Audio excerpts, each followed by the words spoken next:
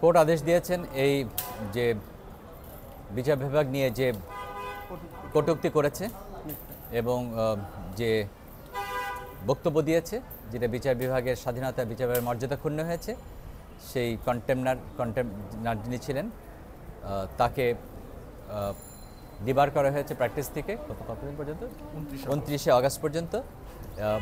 29শে আগস্টে তাকে personally appear হতে হবে এবং যে কন্টেন্টগুলো দেওয়া হয়েছে সেগুলো ফেসবুকে আসছে, সেগুলো বিটিআরসিকে আদেশ দেওয়া হচ্ছে সেগুলোকে যেন রিমুভ করা হয়। অভিযোগকারীর নাম, এর নাম অভিযুক্ত ব্যক্তি হচ্ছে আশরাফ ইসলাম। প্র্যাকটিস এই কোর্টে প্র্যাকটিস করে, সুপ্রিম কোর্টে প্র্যাকটিস করে এবং যিনি কন্টেম্প পিটিশন ফাইল করেছেন আমার পাশেই আছেন ব্যারিস্টার এমডি জাকারিয়া।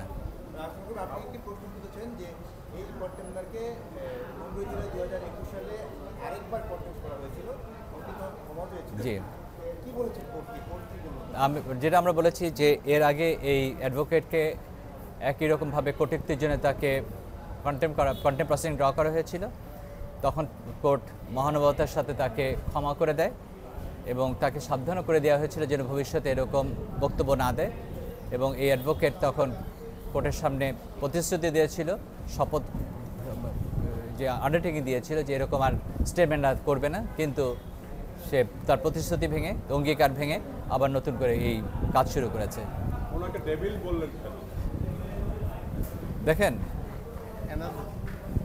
এটা জাস্ট অ্যান অ্যানালজি।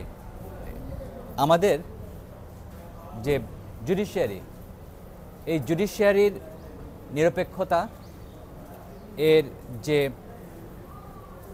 জুডিশিয়ারির যে শক্তি, যে সামর্থ্য, এখানে যখন ক্ষুণ্ণ করা হয় সেটা সরাসরিভাবে রাষ্ট্রের পর্যায়ে পড়ে এবং বলাই হয় যে when the judiciary thrives, the democracy thrives. When the democracy thrives, the state thrives.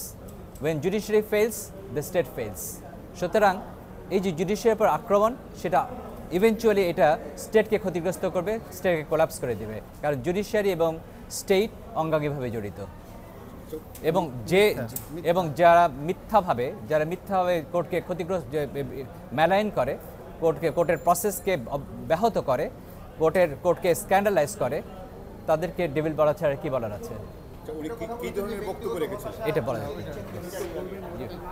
Thank you.